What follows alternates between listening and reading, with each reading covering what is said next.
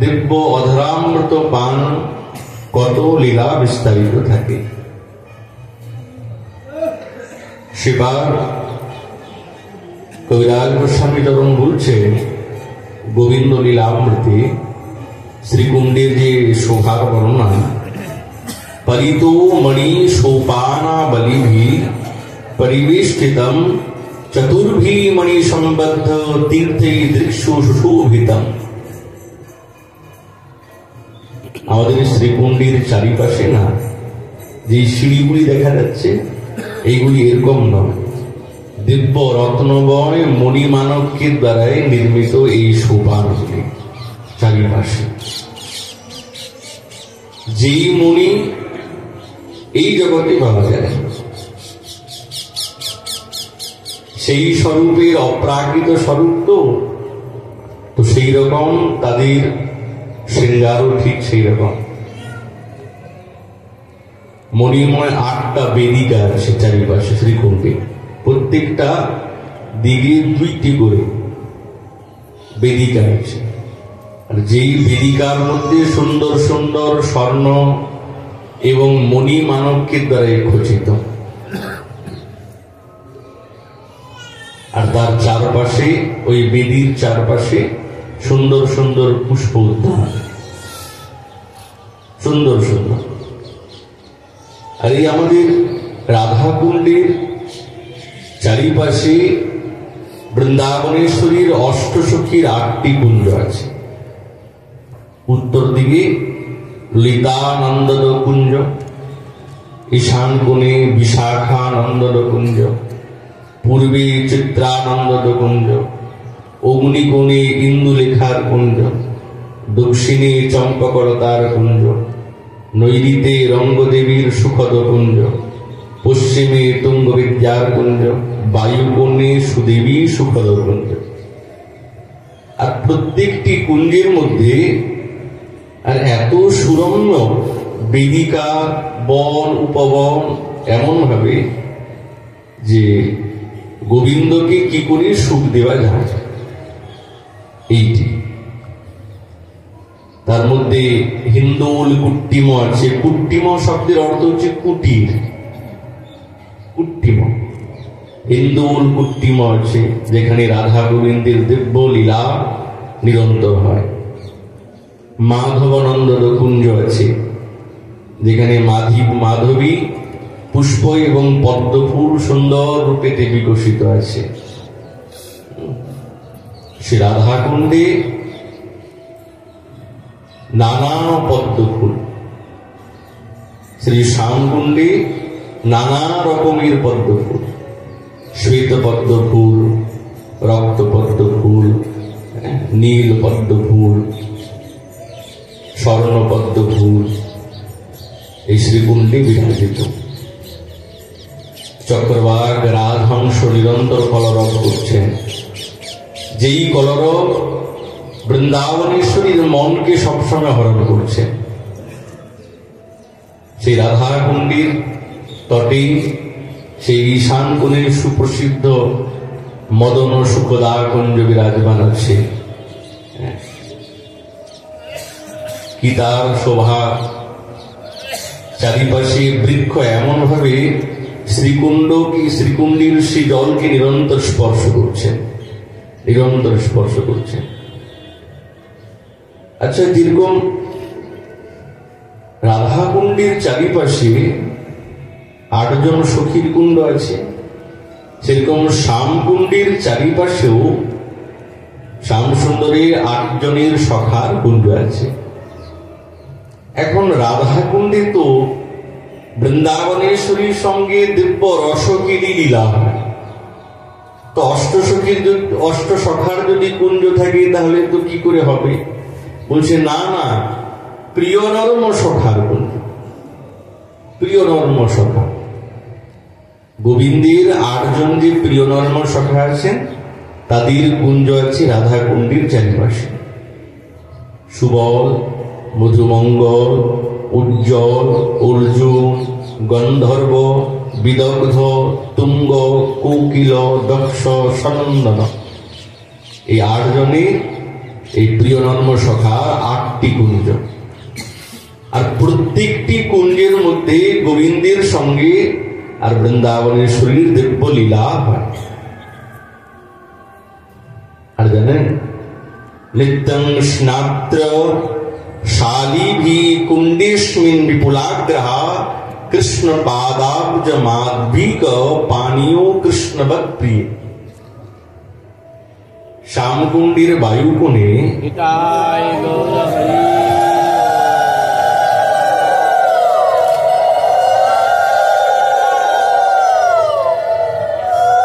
শ্যামকুণ্ডের বায়ুকোণে সুবলা নন্দদ কুঞ্জ আছে। বায়ুকোণে এই কুঞ্জে বৃন্দাবনেশ্বরী অঙ্গীকার করেছেন। আর সেই নিকটেই আছে মানস পাবন ঘাট। আর সেই মানস পাবন ঘাটেতে বৃন্দাবনেশ্বরী সমস্ত সখীগণের সঙ্গে ওই ঘাট ওনার খুব প্রিয়। আর ওই ঘাটে তিনি প্রত্যহ স্নান করেন। তো যখনই তিনি স্নান করেন, তিনি এটিকে কোনো জল বলে মনে করেন না, তিনি সাক্ষাৎ কৃষ্ণবৎ রূপেতে মনে করে যেন সেই কৃষ্ণ রসামৃতিতে তিনি অবগাহন করেন। ওই জন্য পানীয় কৃষ্ণবৎ প্রিয়া। এমন এই দিব্য দিব্য কুণ্ড, শ্রীকুণ্ডের যে আবির্ভাব বিশেষ গোবিন্দের লীলা বুঝে। যখন গোবিন্দ তিনি সখাগণের সঙ্গে গোচারণ করছেন, কংস প্রেরিত হয়ে ঐষ্টাসুর বিশালকায় বৃষের রূপ, আর নানা উৎপাত করতে আরম্ভ করেছে, খুব উৎপাত করছে।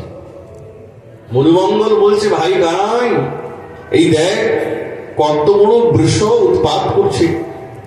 ভাই, এ কোনো বৃষ নয়, অরিষ্টাসুর। আর যেমনি কৃষ্ণের দিকে তাকালেন, সঙ্গে সঙ্গে সব এগে দৌড়াতে আরম্ভ করেছে। মধুমঙ্গল বলছে, ভাই গানাই সাবধান। বলছে, হ্যাঁ হ্যাঁ, চিন্তা নেই। আরে এমন ধাক্কা দিলেন, 10-5 হাত গিয়ে চিৎপার গিয়ে পড়ল। ভাবলো, আমি তো ভেবেছিলাম কোন ছোট বালক হবে, এ তো ক্ষমতাবান। এবার সব বলে প্রয়োগ করল, সব এগিয়ে দৌড়াতে আরম্ভ করছে। ভাই গানাই, দেখ সাবধান, তোর দিকে কেমন হবে আসছে। ভাই মধুমঙ্গল, আসতে দে, কোনো চিন্তা নেই। আর সিং দুটি ধরে দিলেন আচ্ছা। মলমূত্র ত্যাগ করতে করতে অরিষ্টাসুরের প্রাণান্ত হয়ে গেল। ভাই কানাই আমাদের অনেক বড় দুষ্ট এই অসুরকে মেরেছে। খুব আনন্দ করতে আরম্ভ করলেন। গোপালকে কাঁধে উঠিয়ে নিয়েছেন। গুণগান ব্রজমণ্ডলে ছড়িয়ে গেল যে গোপাল দুষ্ট অসুর এই অরিষ্টাসুরকে বধ করেছে। প্রত্যহত লীলা হয়। আজ যখন গোপীগণের সঙ্গে লীলা হবে, তো পথ অবরোধ করলে কোথায় যাবে? তখন বৃন্দাবনেশ্বরী বলছে, শোনো শ্যাম সুন্দর, তুমি আমাদের পথ এইভাবে আটকাবে না, তুমি আমাদের থেকে দূরে থাকো, দূরে। কেন গো, কি হয়েছে? তো ললিতা সখী বলছে, বাহ, এমন কথা বলছে যেন কেউ জানেই না। আরে তুমি পাপী। পাপী ব্যক্তির অঙ্গের বাতাস যদি আমাদের গায়েও লাগে না, তাহলে আমাদের অমঙ্গল হতে পারে। দূরে সরো, তুমি যাও। গোবিন্দ বলছে, যা বাবা, কি করলাম আমি, তোমরা আমাকে পাপী বলছো? ললিতা সখী বলছে, সবকিছু করে আর এখন তুমি বলছো কি করেছি? সকলের চোখে দেখা তুমি এত বড় পাপ করেছো, তুমি কি জানো না? করে আর বলছো কিছু জানি না। তোমার গোহত্যার পাপ লেগেছে। কৃষ্ণ বলছেন, কবে গোহত্যা করলাম? বলছে, এই যে এত বড় অরিষ্টাসুরকে তুমি মেরে ফেললে। গোবিন্দ বলছেন তোমাদের বুদ্ধি তো সারা জীবন তো গোবর ঘাটলে, ওই জন্য বুদ্ধিটা তোমাদের গোবরের মতন হয়ে গেছে। এখন ব্রজমাইরা তো গোবর ঘাটেনি, कंडा लगाए उपरा लगाए, তোমাদের বুদ্ধিগুলো গোবরের মতো না। আরে ও অসুর ছিল, কোন গাভী না, অসুর। আমি অসুরকে মেরেছি, তোমরা আমার স্তুতি গান করো। তোমাদেরকে রক্ষা করলাম, ব্রজধামকে রক্ষা করলাম, আমার স্তুতি না গেয়ে আর তোমরা আমার প্রতি কলঙ্ক দিচ্ছ যে আমি পাপী। ললিতা সখী বলছে ঠিক আছে, আমাদের বুদ্ধি না হলে গোবরের মতন, তোমার বুদ্ধি তো খুব তীক্ষ্ণ। তাহলে শোনো, আমরাও পূর্ণমাসী দেবীর কাছে গল্প শুনেছি। কি শুনেছি? যে গল্প এটা শুনেছি যে সাক্ষাৎ ত্রষ্টা ঋষির পুত্র বৃত্রাসুর ছিল তো অসুর, কিন্তু ব্রাহ্মণ কুলে তার জন্ম হয়েছে। দেবরাজ ইন্দ্র এই ত্রষ্টা ঋষির পুত্র বৃত্রাসুরকে বধ করেছে, তাই জন্য তার ব্রাহ্মণ হত্যার পাপ লাগলো। লেগেছে কিনা? বলছে হ্যাঁ লেগেছে।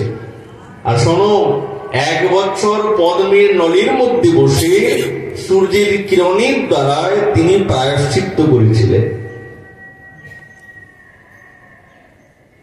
ঠিক, তার যদি অসুর রূপী ব্রাহ্মণ গোত্রোৎপন্ন তাকে বধ করলে যদি ব্রাহ্মণ হত্যার পাপ লাগতে পারি, তাহলে তোমার লাগবে না কেন? এখন গোবিন্দ মুক্ত হয়ে গেল হাড়ির মতো। কথা তো ঠিক, বা তাহলে তোমরাও কিছু জানো? বলছে হ্যাঁ, না আমরা কেন জানবো, সব তুমি জানো। বেশ তো বলছিলে আমাদের বুদ্ধি গোবরের মতন, এবার কি হবে বলো? কৃষ্ণ বলছে আচ্ছা, তোমরা যদি আমার ভুলটাই ধরেছ, তোমরা এই বিধান বলো কি করে আমাকে এই পাপ থেকে মুক্তি আমার হবে, তোমরা এই বিধান বলো। তো গোপীগণ বলছে শোনো, একটাই বিধান, সমস্ত তীর্থে গিয়ে তোমাকে স্নান করতে হবে, স্নান করলে তবে তোমার পাপ ধরতে হবে। এখন কৃষ্ণ সঙ্গে সঙ্গে বলছেন দেখো দেবীগণ, তোমাদেরকে তো কত ভালোবাসি, আর তোমরা আমাকে বলছো তীর্থে গিয়ে স্নান করতে হবে। এত তীর্থ কত সময় লাগবে বলো তো? তোমাদের কি ছাড়া আমি থাকতে পারবো? এই সমস্ত কোনো কথা নেই, কি ছাড়া ভালোবাসায় পরে তখন গল্প হবে। তোমাকে আগে স্নান করে আসতে হবে, তারপরে তার অন্য কথা। গোবিন্দ এখন করুণ হয়ে গেলেন, বলছেন দেখো কিছুটা তো তোমরাও একটু আমার দিকে তাকাও, এত কঠোর দণ্ড দিলে কি করে হয়? এখন যেহেতু গোপীগণ বলে ফেলেছেন, বৃন্দাবনেশ্বরী বলেছেন তীর্থে স্নান করতে হবে, কথাও পাল্টানো যাবে না। গোপীগণ হেরে যাবে এই কোনদিনই হবে না। কৃষ্ণের পরাজয় নিশ্চিত, গোপীগণের পরাজয় না। তারা যেটা বলেছে ওইটাই করতে হবে। কিন্তু বড় আশ্চর্যের কথা, জন্নাম গ্রহণাৎ সর্ব পাপো হরো হরঃ, যার নাম জিহ্বাগ্রে নেবামাত্রে সমস্ত পাপ যার চলে যায়, আজ তিনি নিজেই পাপী সেজেছেন। আর গোপীগণও বললেন যে তুমি পাপী। যেখানে শুদ্ধ মাধুর্যের ভাব আছে সেখানে এইগুলো আছে, ঐশ্বর্যের গন্ধ নেই তো, মাধুর্যপূর্ণ। ওই জন্য গোপীগণ বলছেন তুমি পাপী, আর গোবিন্দ সেটাকে স্বীকার করে নিয়েছেন, হ্যাঁ আমি পাপী। বিধানও বললেন তবে তীর্থে গিয়ে স্নান করো, যাও। গোবিন্দ বলছেন দেখো দেবীগণ, আচ্ছা তোমাদের কথাটাও থাক আর আমার কথাটাও থাক, মধ্যস্থ হোক। তখন বৃন্দাবনেশ্বর ললিতাকে বলছে আচ্ছা ঠিক আছে, যদি মধ্যস্থ করতে চাই তো করে নে। কি বলতে চাই সব? দেখো আমি যদি সমস্ত তীর্থগণকে ডেকে নিই তাহলে তো হবে? তা হতে পারে। এই বলা মাত্রে সঙ্গে সঙ্গে বাঁ পায়ে সজোরে এই ভূমিতে পদাঘাত করলে এক সুন্দর পদাকৃতি কুণ্ড তৈরি হয়ে গেল। বা সব তীর্থগণকে আহ্বান করলেন, হে তীর্থগণ, আপনারা সকলে কৃপা করে আসুন। আর যেমনি তীর্থগণকে ডেকেছেন, ভগবান ডেকেছেন, তারা কি আর স্থির থাকতে পারে?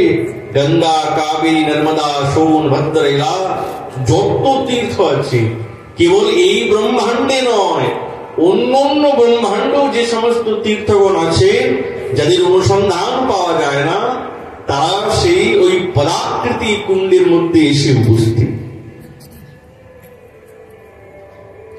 দেবীগণ, এই দেখো, তোমাদের কথা মতো আমি এই কুণ্ড নির্মাণ করে সমস্ত তীর্থগণকে আহ্বান করলাম, তাহলে তোমাদের আদেশ হোক আমি স্নান করি। ললিতা সখী বলছে, শোনো, তোমার কথাতে আমরা একটুও বিশ্বাস করি না। তুমি যেই প্রকার মিথ্যাবাদী, কপট, তোমার কথাতে আমাদের বিশ্বাস নেই। কি করে বুঝবো সকলে এসছে কি আসে নাই? তুমি দু চারজনকে ডেকে আর তুমি বললে সব তীর্থ এসে গেছে। না না, তোমার কথাতে বিশ্বাস নেই। গোবিন্দ বলছে, যা বাবা, এই তো আবার বড় বিপদের কথা। বলছে, না, বিশ্বাস করি না আমরা। আচ্ছা হে তীর্থগণ, আপনারা নিজের নিজের পরিচয় দেন। বলা মাত্রই সকলে নিজের নিজের পরিচয় দিতে আরম্ভ করে, আমি গঙ্গা, আমি সরস্বতী, সোন। কয়েকটা যখন পরিচয় দিলেন, এখন এত তীর্থ যদি পরিচয় দিতে আরম্ভ করি তো সকাল থেকে সন্ধ্যা হয়ে যায়। কিছু যখন পরিচয় পেলেন, আচ্ছা ঠিক আছে ঠিক আছে, হয়েছে হয়েছে, আর দিতে হবে না, থাক। তাহলে এবার তো বিশ্বাস হয়েছে? বলছে, হ্যাঁ এবার বিশ্বাস হয়েছে। তাহলে তোমাদের যদি আদেশ হয় তাহলে স্নান করি। বলছে, হ্যাঁ এবার তুমি স্নান করো। আর গোবিন্দ খুব ডুব দিলেন, খুব ডুব দিয়েছেন। ডুব দিয়ে আর যখন তিনি উঠলেন, দেবীগণ, তাহলে এবার আমার সমস্ত পাপ বিধৌত হয়ে গেছে। বলছে, হ্যাঁ। গোবিন্দের স্বভাব, একটু কলহ না করলে কি করে আনন্দ হবে? কলহ তো করতে হবে। সকলেই প্রিয় নর্ম সখাগণ আছে। ও সুন্দরীগণ, তোমরা জীবনে কি করলে বলো তো? সারা জীবন ওই গোবর আর ওই কান্ডা, এই তো। তাহলে কি করলে?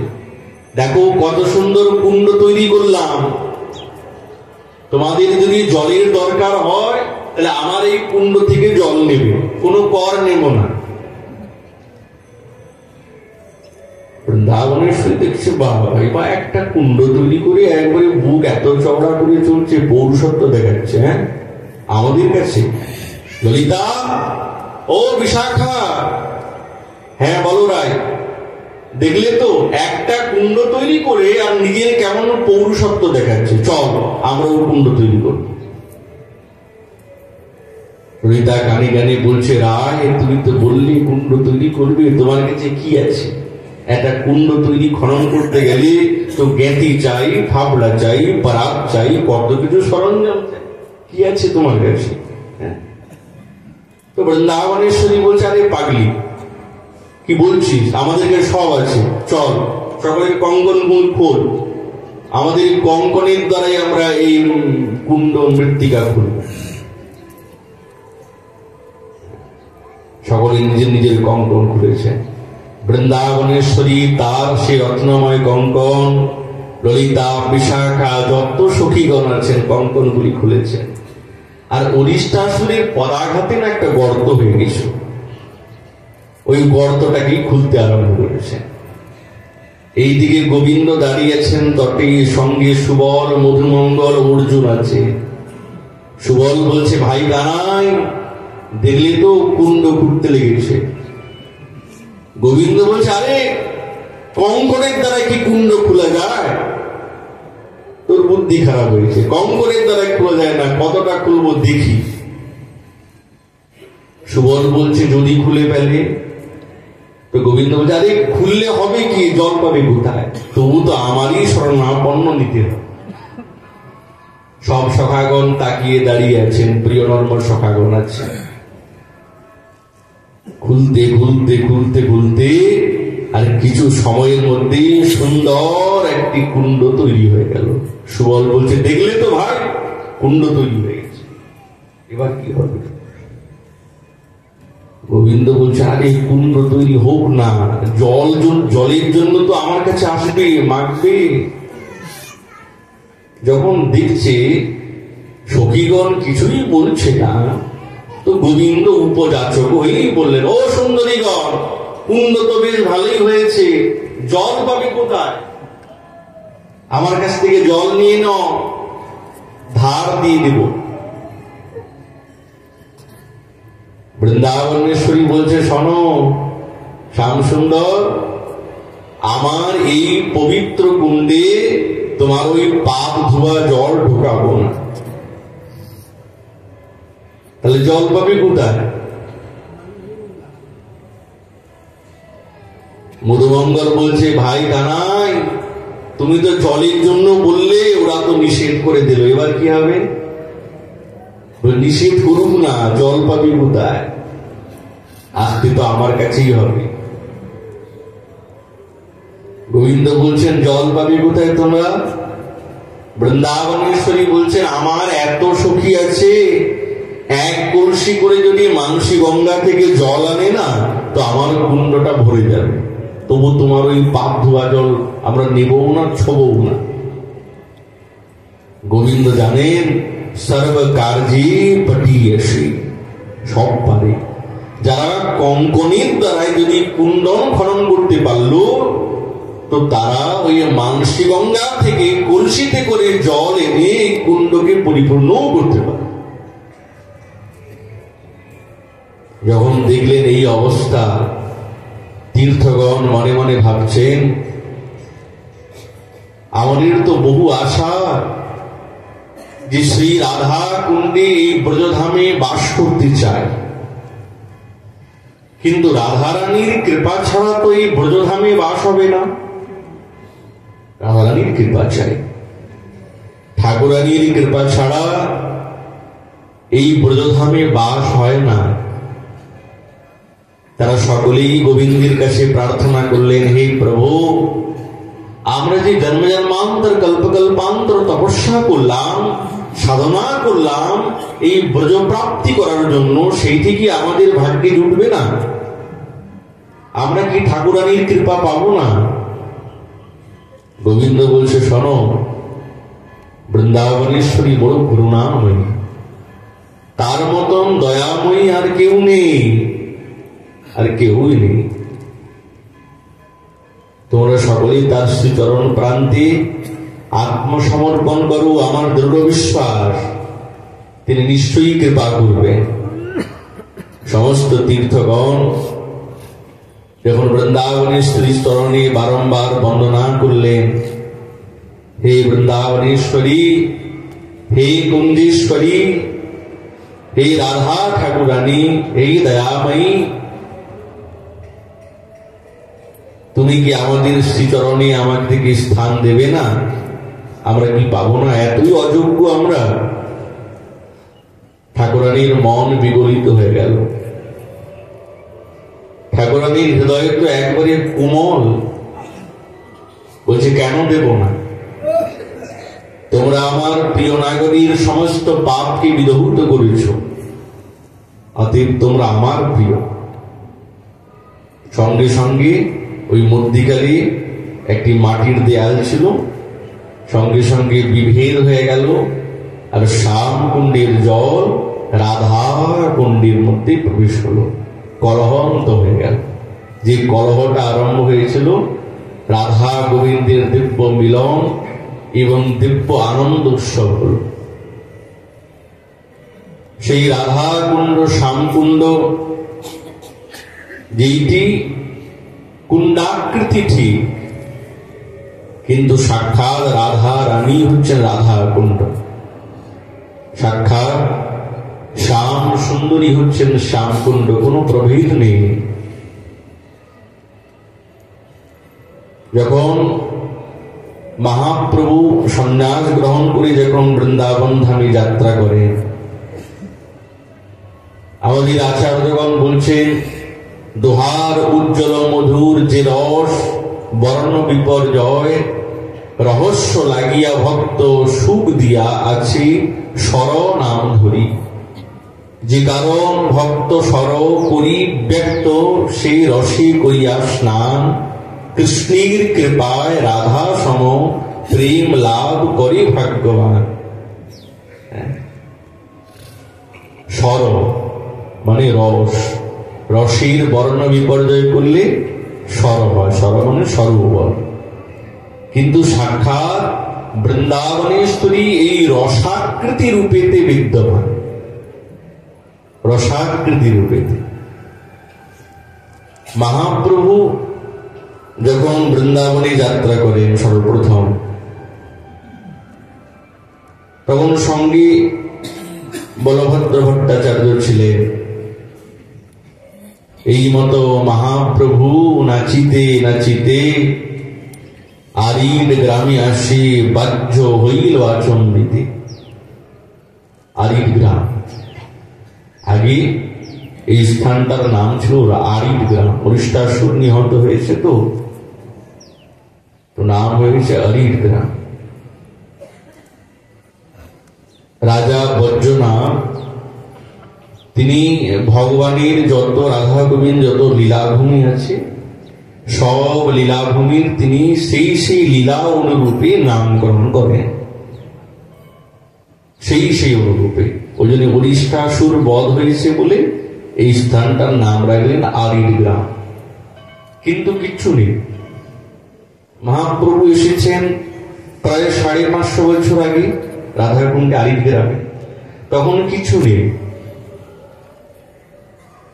এই বৃন্দাবনের যে প্রকট বা যেই রূপে আমরা দেখছি বৃন্দাবনের আকৃতি, এইটি মহাপ্রভু এসে কেবল ইঙ্গিত করে গেলেন, আর আমাদের সর্বস্বামীগণ এসে সমস্ত লীলা ভূমিকে পুনরায় জীবিত করলেন।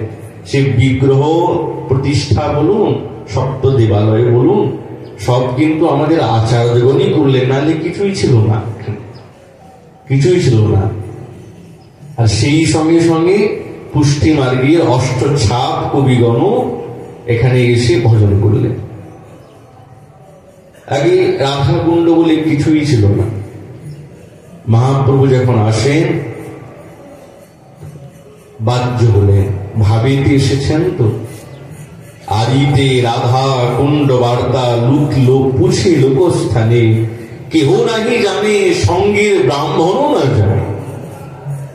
গ্রামবাসীগণ, এখানে গ্রামবাসীগণ কেউ থাকতেন না, সকলের বসবাস ছিল বসতি। যে বসতি গ্রাম আছে না, এইটি হচ্ছে বসবাসের কেন্দ্র ছিল। রাধাকুণ্ডে 1-2 থাকতেন, আর কেউ থাকতেন না সেই সময়। তো ওই বসতিতেই মহাপ্রভু জিজ্ঞাসা করেছেন আরিড গ্রামের কথা। ওখানে লোকজন থাকতেন, ওই নাম হয়েছে বসতি। আরিতে রাধা কুণ্ড বার্তা পুছে লোকস্থানে, কেউ নাহি জানে সঙ্গের ব্রাহ্মণ না জানে। আরে মহারাজ, এটা তো আরিড গ্রাম, রাধাকুণ্ড না। বলছে না না, রাধাকুণ্ড তো প্রথম শুনছি, এটা আরিড গ্রাম। মহাপ্রভু সাক্ষাৎ ভগবান, তো সাক্ষাৎ ভগবান, এতে কোনো সন্দেহ নাই। লুপ্ত তীর্থ জানি সর্বজ্ঞ ভগবান, 2 ধান্য ক্ষেত্রে অল্প জলে কইল স্নান। 2টি ধান ক্ষেত দেখলেন, একটা শ্বেত বর্ণের, একটা কৃষ্ণ বর্ণের। এখন ধান ক্ষেতের মধ্যে অল্প তো জল থাকে। 2 ধান্য ক্ষেত্রে অল্প জলে কইল স্নান, দেখি সব গ্রাম্য লোকের বিস্ময় হইল মন, প্রেমে প্রভু করে রাধা কুণ্ডের স্তবন। ওই অল্প জলেতে তিনি স্নান করলেন, আর দ্বাদশ সঙ্গে তিলক করলেন সেই রজের দ্বারা। সব গোপী হইতে রাধা কৃষ্ণের প্রিয়সী, তৈছে রাধা কুণ্ড প্রিয় প্রিয়ার সরসী। এরকম সমস্ত গোপীগণের মধ্যে বৃন্দাবনেশ্বরী সর্বোত্তমা, ঠিক সেই রকম রাধা কুণ্ড। यथा राधा प्रिया विष्णु तस्या कुंडं प्रियं तथा सर्वगोपैषु सेवैका विष्णुरत्यंत बल्लभा। মহাপ্রভু বলছেন, প্রেমে আপ্লুত হয়ে যেই কুণ্ডে নিত্য কৃষ্ণ রাধিকার সঙ্গে জলে জল কেলি করে ধীরে রাস রঙ্গে, সেই কুণ্ডে যেই করে একবার স্নান, তারে রাধা সম প্রেম কৃষ্ণ করে দান। মহাপ্রভু বলছে, এই কুণ্ডে যে কেউ একবার যদি স্নান করে, তো বৃন্দাবনেশ্বরী গোবিন্দকে যেরকম ভালোবাসে সেরকম ভালোবাসার প্রেম পাবে। কত শ্রেষ্ঠ কথা! এই মতো স্তুতি করে প্রেমাবিষ্ট হইয়া, তীরে নৃত্য করে কুণ্ড লীলাস মরিয়া, কুণ্ডের মৃত্তিকা লইয়া তিলক করিল, ভট্টাচার্য দ্বারা মৃত্তিকা সঙ্গে করিল। সেই থেকে আরম্ভ হয়ে গেল এই শ্রীকুণ্ডে রজের দ্বারাই তিলক। মহাপ্রভু, এই যে মহাপ্রভু বৈঠক আছে, এই স্থানে তিনি বসে শ্রীকুণ্ডের স্তবন করলেন, স্তুতি করলেন। সেই তো রাধাকুণ্ড শ্যামকুণ্ড। কিন্তু কত গম্ভীর কথা! এই কুণ্ডে যেই করে একবার স্নান, তারই রাধা সম প্রেম কৃষ্ণ করে দান। তো আমরাও তো স্নান করছি, কই আমার তো প্রেম হচ্ছে না। দিনে 2 বেলা করে স্নান করছি, কই প্রেমের তো গন্ধও পাচ্ছি না। প্রেম তো দূরের কথা, হৃদয় থেকে কপটতাই গেল না, কামনা বাসনা লোভ লালসা কিছুই তো গেল না। তাহলে কি করে হবে? তাহলে কথা কি মিথ্যা? বুঝলে না, আচার্যগণের কথা কোনোদিন মিথ্যা হতে পারে না, কোনোদিনই মিথ্যা হতে পারে না। তাহলে প্রেম তো হচ্ছে না আমাদের।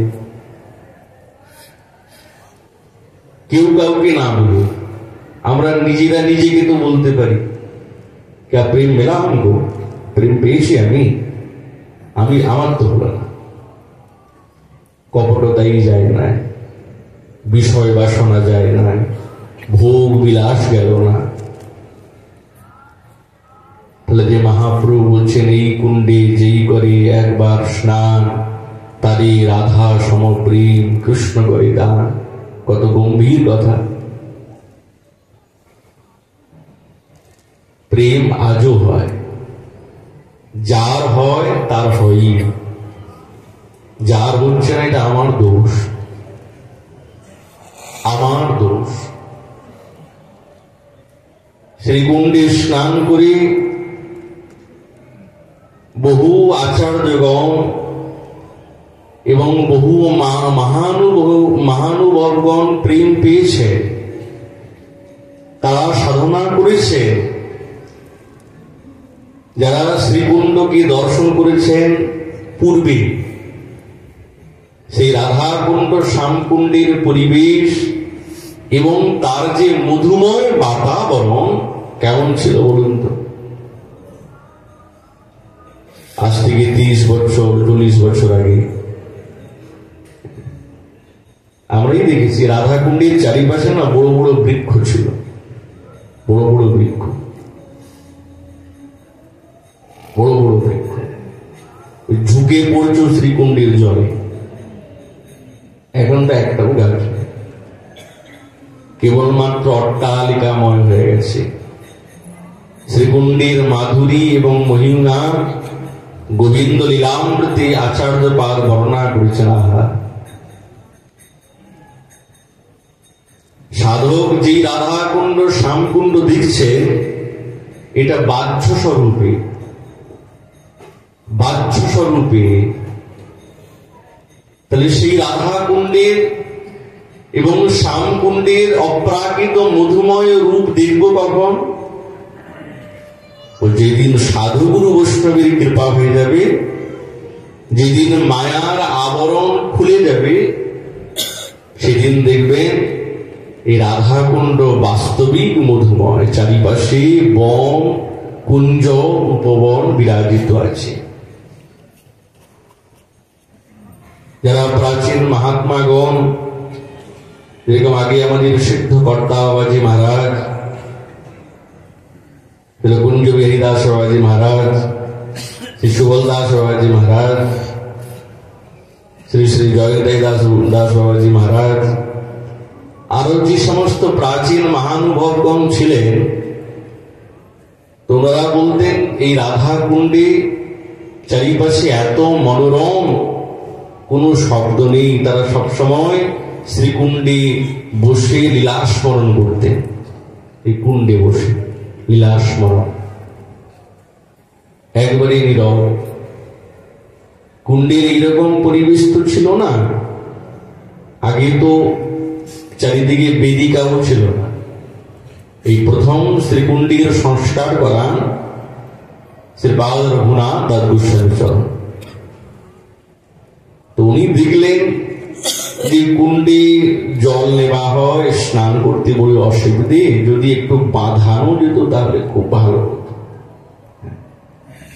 তো মনে মনে আপনি বিষয় ছেড়ে এসেছি, আবার বাঁধানোর মনের মধ্যে ভাবনা, না না, বাঁধাতে গেলে তো পয়সা চাই। উনি তো সবকিছু ত্যাগ করে এসেছেন চরম বৈরাগী। রঘুনাথের নিয়ম যেন পাষাণের রেখা। হ্যাঁ, তো একজন জনৈক শিখ সাহুকার বদ্রীনাথ ভগবানকে মানস করেছেন। তো নিজের কাজে যখন সফল হয়েছেন, তো তিনি বদ্রিকাশ্রমে বহু ধন সম্পদা নিয়ে ওখানে ব্যয় করবেন। কিছু দূর যাওয়ার পর বদ্রীনাথ ভগবান বলছে, আরে শোনো, আমার কাছে আসতে হবে না, তুমি যাও বৃন্দাবনে রাধা কুণ্ডে গিয়ে, আর রঘুনাথ দাস বলে একজন জনৈক মহানুভব আছেন, তার কাছেই টাকা পয়সা গুলি দিও। তুমি ওখান থেকে ফিরে আসলে। কে রঘুনাথ? রঘুনাথকে চেনা যায় নাকি? ছেঁড়া কাঁথা, নেড়া মাথা, মুখে কৃষ্ণ গুণগাথা, পরিধানে ছেঁড়া বহির্বাস, পর্ণ কুটির, কোন তো বৈভব নাই, কিচ্ছু নেই। ব্রজবাসীগণ বলছে, ওই উনি গেলে, বলছে এই টাকা পয়সা আমি নিয়ে এসছি, আপনি নেন। বলছে আমি তো চাই নাই, আমাকে কেন দিচ্ছেন আপনি? তখন তিনি সম্পূর্ণ কথাটি বললেন। মনে মনে ভাবছেন, ও চিন্তামণি ধাম, চিন্তা করেছি তো সব ব্যবস্থা হয়ে গেছে। তখন তিনি জীব গোস্বামীপাদকে ডেকে সেই টাকা পয়সাগুলো দিলেন, আর সংস্কারের সম্পূর্ণ ভার ছিল জীব গোস্বামীপাদকে সমর্পণ করলেন, তুমি সংস্কার করো। তো রাধা কুণ্ড তো চৌকোনা, বেশ সুন্দর। তো গোসাইজি মনে মনে ভাবছেন, শ্যামকুণ্ড যদি আমি চৌকোনাটা করতে পারতাম তাহলে খুব ভালো হবে। আর যেরকম গোবিন্দ তিনি হচ্ছেন ত্রিভঙ্গি ঠামে বাঁকা, ওই জন্য কুণ্ডটাও বাঁকা, টেড়া বেঁকা, কোথাও সোজা নেই। তো গোসাইজি মনে মনে ভাবছেন, একবারে সুন্দর চৌকোনা করে দেবো, বেশ ভালো। রাত্রিবেলা পঞ্চ পাণ্ডবগণ স্বপ্নাদেশ করছেন, গোসাই আমরা এখানে 5টা নিম গাছ বৃক্ষ রূপেতে ভজন করছি, তুমি আমাদেরকে কৃপা করে সরিও না, আমরা এখানে আছি। সঙ্গে সঙ্গে জীব গোস্বামী পার্কে ডাকে, বাবা যেরকম আছে সেরকমই থাক, ওরকমই কর। ওই জন্য ওই ঘাটটার নাম রাখলেন পঞ্চপাণ্ডব ঘাট। আমরা যখন দেখেছি তো একটা নিম বৃক্ষকে আমরা দেখেছি, কিন্তু আগে 5টি নিম্ব বৃক্ষ ছিল ওখানে। এখন মৃতকাণ্ডের শাখা আছে ওখানে। আমাদের শ্রীকৃষ্ণ দাস কবিরাজ গোস্বামী পাদ বসে আমাদের এই গৌড়ীয় সম্প্রদায়ের দার্শনিক এবং সর্বোত্তম গ্রন্থ রচনা করেছিলেন শ্রী শ্রী চৈতন্য চৈতামৃত, এই কুণ্ডতটে বসে। আর ওখানে একটি শেকড়ি বৃক্ষ ছিল, শেকড়ি, আমাদের ব্রজবাসী ভাষাতে শেকড়ি বৃক্ষ বলে, বাংলাতে কি বলে জানি না। ওই বৃক্ষটা তেঁতুল গাছের মতন দেখতে। আমাদের এই বল্লভাচার্যের যে বৈঠক আছে পাশে, আর যেখানে মহাপ্রভুর বৈঠক থাকবে সেখানে পুষ্টি মার্গের আচার্য বল্লভাচার্যেরও বৈঠক থাকবে, আপনি দেখে নেবেন সব জায়গাতে।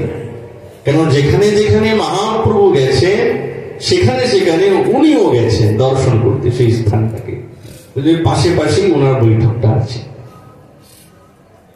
দেখবেন বল্লভাচার্যের বৈঠকের ওখানে ওই শেকড়ি বৃক্ষ আছে, বিশাল ওই রকম বৃক্ষ ছিল ওইখানে, যেখানে পঞ্চপাণ্ডব ঘাটের তটে। ওই শেকড়ি বৃক্ষের শাখা আমাদের ওই একবারে রাধা কুণ্ড তটে গিয়ে পড়তো, এত বড় বৃক্ষ ছিল, আমরা দেখিনি। কিন্তু গুরুদেব মহারাজ ইত্যাদি বলতেন, ওনারা দর্শন করেছে। এখনো আমাদের রাধা কুণ্ডে প্রাচীন মূর্তি আছে, যারা ওই আমাদের জিউহা বাড়িতে থাকে, আমাদের জ্যাঠা গুরুদেব, উনি হচ্ছেন এখন বর্তমান সময় সবার থেকে প্রাচীন, সবার থেকে। এই ব্রজধামে রাধা কুণ্ডে প্রায় মনে হয় ওনার 85 বছর রাধা কুণ্ডে বাস হয়ে গেছে, 85 বছর। তাহলে চিন্তা করুন রাধা কুণ্ডের কত পরিবর্তনশীল তিনি দেখেছেন, এখন আছে। উনি বলতেন যে আমরা ওখানে দেখতাম বাঘ ভাল্লুক সকলে রাধা কুণ্ডে জল পান করতে আসত, বাঘ ভাল্লুক সকলে জল পান করতে আসত ওখানে। তো যাই হোক, তখন এই ওখানে পঞ্চপাণ্ডবের ঘাট রূপীটি নির্ণয় করলেন। তখন একটা কুয়া খনন করার ভাবলেন যে জল নেবে, শৌচাদির জন্য জলের দরকার, তো একটা কুয়ো খুলতে আরম্ভ করে। এই কুয়োটা হচ্ছে যেটির নাম গোপী কুয়া। এখানে কোনোদিনই গোপী জল করতে আসে নাই। রাধাকুণ্ড থাকতে কুয়া থেকে জল দেবে কেন? এইটি শ্রী রঘুনাথ দাস গোস্বামী পাদ খনন করে শৌচ আদি কৃত্য করার জন্য। যখন খনন করে তো হঠাৎ রক্তপাত হয়, তখন গোসাইজি বলে থাক থাক থাক বাবা, কি জীব হত্যা হয়ে গেল, হায় হায়, থাকো থাক, আর খুলতে হবে না। তো দেখলেন একটা খণ্ড। গিরি গোবর্ধন মহারাজ গোসাইজিকে স্বপ্নাদেশ করে, আরে আমার জীবটা ছিল কেটে গেছে, তুমি এই জীবটাকে ওই গোবিন্দ মন্দিরের স্থানে স্থাপন করো। ওই যে গোবিন্দ মন্দিরের স্থানে জিউহা বাড়ি। এটি কোন প্রাচীন মহানুভবের অনুভবে এসেছে। উনি বলেছেন যদি কেউ অসমর্থ গিরি গোবর্ধনের পরিক্রমা দিতে পারে না, সে যদি এই জিউহা বাড়ি জিউহা মন্দিরের পরিক্রমা 7টি দিয়ে দেয়, তো তার গিরি গোবর্ধনের পরিক্রমার ফল প্রাপ্ত হবে। তার মানে এই নয় যিনি যোগ্য, যিনি সমর্থ তার জন্য নয়, অসমর্থ। এখন যেই মহানুভব করেছেন সে কোনো সাধারণ মহানুভব নয়, তার কথাতে দাম আছে। তো সেই রাধা কুণ্ড শ্যামকুণ্ড এইটি কোনো প্রাকৃত কুণ্ড না, অপ্রাকৃত স্বরূপ। কিন্তু মনের মধ্যে একটাই বারবার খেয়ে উঠে, মহাপ্রভু বলেছেন যে এই কুণ্ডে যেই করে একবার স্নান, তারে রাধা সমপ্রেম কৃষ্ণ করে দান। এই প্রেমের দানের ভাগীদারি আমি কেন হতে পারলাম না? আমাদের এই পঞ্চপাণ্ডব ঘাটিতে সিদ্ধ চৈতন্য দাস বাবাজি মহারাজ থাকতেন। উনি যখন চৈতন্য চৈতামৃত পাঠ করছেন তখন এই প্রসঙ্গটা এসেছে, মহাপ্রভু রাধা কুণ্ডের আসা আগমন। তো এই পয়ারটা তিনি বললেন যে এই কুণ্ডে যেই করে রাধা একবার স্নান, তারই রাধা কৃষ্ণ প্রেম করে দান। বা এত সুন্দর, সঙ্গে সঙ্গে দৌড়ে গেলেন আর গিয়ে এই বয়ারটা বলতে আরম্ভ করলেন। এই কুণ্ডে যেই করে একবার স্নান, তারি রাধা সম প্রেম কৃষ্ণ করে দান আর দিলেন ঝাঁ। ডুব দিয়ে উঠেই বলছেন, কই আমার তো প্রেম হল। আবার বলছেন, এই কুণ্ডে যেই করে একবার স্নান, তারে রাধা সম প্রেম কৃষ্ণ করে দান। আবার ডুব দিয়েছে, আবার উঠে বলে, কই আমার তো প্রেম হলো না। আবার ডুব দিচ্ছে, আবার বলছে, আবার ডুব দিচ্ছে। সারা অঙ্গ পুলকিত হয়ে গেছে, ঝরঝর করে কাঁদছেন, বারবার ডাকছেন, হে বৃন্দাবনেশ্বরী, হে রাধা ঠাকুরানী। আর বলতে বলতে ওইখান থেকে দৌড়াতে আরম্ভ করেছেন কুসুম সরোবরের বনে গিয়ে, কাঁটা বনে গিয়ে 3 দিন অচৈতন্য হয়ে পড়েছিলেন। শিষ্যগণ অন্বেষণ করতে করতে 3 দিন পর গুরুদেবের খোঁজ লেগেছে। প্রেম যার হবে ঠিক হয়ে যাবে, আমাদের কেন হচ্ছে না? সারা জীবনের অপরাধ সঞ্চিত, পাপ সঞ্চিত, জন্মজন্মান্তর কল্পকল্পান্তরের, যতক্ষণ এই মন এবং চিত্ত শুদ্ধ না হবে, মলিন মনে কোনদিন প্রেমের উদয় হতে পারবে না, অসম্ভব। জীবশ্রী পাপ ভক্তি সন্দর্ভে বলছেন, যদি মনের কোন এক কোণেও যদি কোনো কপটতা থাকে, তো মহারাজ প্রেম হবে না, আসবে না প্রেম। বহু জন্ম করে যদি শ্রবণ কীর্তন, তবু নহি হয় কৃষ্ণ বলে প্রেম। মহাপ্রভুর কথা। তাহলে প্রেম এ কি অত সহজ? তাহলে কি আমাদের লাভ হবে না? বলে হ্যাঁ হবে, কেন হবে না? লাভ হবে। ধীরে ধীরে ক্ষয় হতে হতে হতে হতে হতে হতে যেদিন এই মনটা পরিষ্কার হয়ে যাবে, স্বচ্ছ হয়ে যাবে, নির্মল হয়ে যাবে, দেখবেন প্রেম হয় কি না হয়। শ্রীকুণ্ডে কত সাধকগণ অলক্ষে থাকেন, চেনা যায় না, বোঝা যায় না। শ্রীকুণ্ড কেবল স্নান করলে তো হবে না, এই শ্রীকুণ্ড আমাদের সম্পদ, সাক্ষাৎ ঈশ্বরী। আমরা ভাবি বুঝি এক গাদা ফুল ঢেলে দিলে বৃন্দাবনেশ্বরী প্রসন্ন হয়ে যাবে, 1-2 মণ দুধ ঢেলে দিলে বুঝি ঠাকুরানী প্রসন্ন হয়ে যাবে, 1000 দীপ দান দিয়ে দিলে ওই কুণ্ড তটে বুঝি প্রেম পেয়ে যাব। এইরকম বিষয় বস্তুটা না। যে ফুলটা ঢালা হলো, এবার ফুলটা পরিষ্কার করবে কে? ফুলটা তো আমি ঢেলে ফেললাম, তারপরে কি হবে? যে ফুলটাকে উঠিয়েছে তার কৃপা হবে, যে ঢেলেছে তার কৃপা হবে কিনা এটা বলতে পারবো না। যিনি প্রদীপটা দিয়েছেন খুবই ভালো কথা, খুবই শ্রদ্ধার কথা, কিন্তু প্রদীপ থেকে যে তেলটা পড়ে গেল তটে, ওইটি যে নোংরা হয়ে গেল, এটা পরিষ্কার করবে কে? সাক্ষাৎ কুণ্ড মানে কি? এটা কি কোনো জলাশয়? সাক্ষাৎ রাধা রানী, বৃন্দাবনেশ্বরী। গোবিন্দ যখন বৃন্দাবনেশ্বরীকে কোথাও অন্বেষণ করে খুঁজে পান না, তখন এই রাধা কুণ্ডের তটে এসে তিনি আনন্দে বিভোর হয়ে যান। কেন? বলে সাক্ষাৎ কুণ্ড নয়, বৃন্দাবনেশ্বরীকে পেয়ে যান। যেই কুণ্ড তটে শ্রীপাদ রঘুনাথ দাস গোস্বামী পাদ নিরন্তর বৈরাগ্য ধর্ম অবলম্বন করে ভজন করে বৃন্দাবনেশ্বরীকে আহ্বান করতে করতে কাঁদতে কাঁদতে দিন কাটিয়ে দিয়েছেন। সেই কুণ্ড তট। হ্যাঁ, আপনি তটে পূজা করুন, সেটাকে বাইরে ফেলে দেন, এরকম না।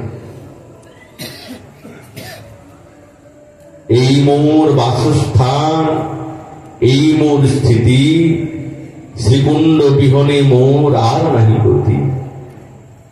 অকিঞ্চন ভৃত্য চিত্তে ওই অভিলাষ, জন্মে জন্মে রাধা কুণ্ড তীরে হয় যেন মোর বাস। জয়তী শ্রীকুণ্ড তোমার ঈশ্বরী ঈশ্বর, তুয়া নীরে তীরে বাস করে নিরন্তর, দুঃখিত জনার শুনো এক নিবেদন, একবার করুণা করি দেখাও চরণ। কুণ্ড তীরে বাস আর কুণ্ডীর সেবন, করিলে কে নাহি হয় কৃপার ভাজন। দন্তে তৃণ ধরি কহে দীনকৃষ্ণ দাস, নিজ গুণে দাসী কর এই অভিলাষ। রাধাকুণ্ড বৈকুণ্ঠ থেকে শ্রেষ্ঠ হচ্ছে সাক্ষাৎ দ্বারকাপুরী। তদবরা মথুরাপুরী, তার থেকে শ্রেষ্ঠ মথুরাপুরী, তার থেকে শ্রেষ্ঠ সাক্ষাৎ বৃন্দাবনের রাসস্থলী, তার থেকে শ্রেষ্ঠ সাক্ষাৎ গিরি গোবর্ধন, আর সর্বোত্তম সাক্ষাৎ রাধা কুণ্ড।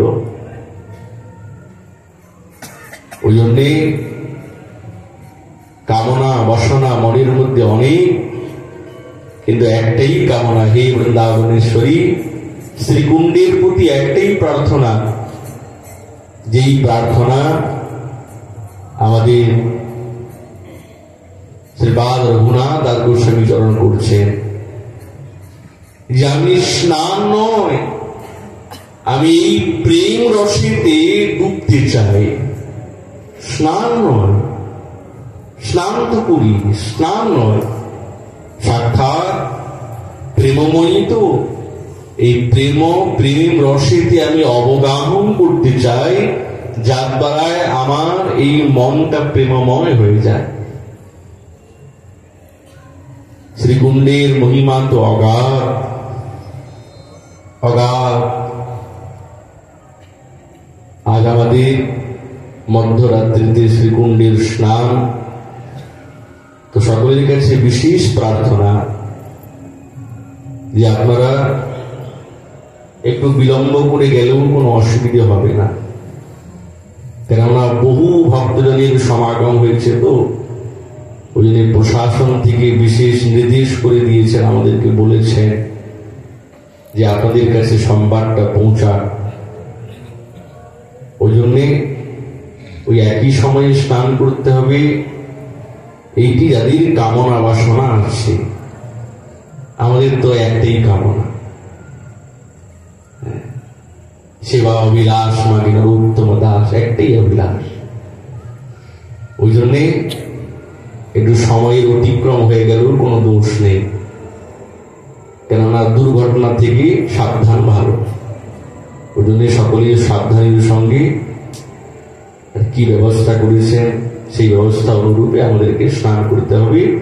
সকলের কাছে বিশেষ নিবেদন, খুব সাবধানের সঙ্গে, এত ভিড়ের মধ্যে না যাওয়াটাই ঠিক। একটু দেরি করে স্নান করবেন, কোনো অসুবিধা নেই। আগামীকাল অষ্টমী অনেকক্ষণ আছে, অনেকক্ষণ আছে। কুণ্ডে স্নান করলেই প্রেম হবে, যে রাত্রি 12টার পরেই কুণ্ড পরিবর্তন হয়ে যাবে না। ওই একই কুণ্ড আছেন, ইনি থাকবেন, আর ইনি অনাদিকাল পর্যন্ত আছেন, থাকবেন, আছেন আর রইবেন। ওই জন্য প্রেম হবে, মনের ভাবনা ঠিক থাকলে নিশ্চয়ই প্রেম হবে, কেন হবে? এই বলে আমাদের সেই কুণ্ড মহিমা এখানে বিশ্রাম। মহাপ্রভু কৃপায় আগামীকাল আমরা সেই বিষয়ে আলোচনা করবো। বিদায় করব।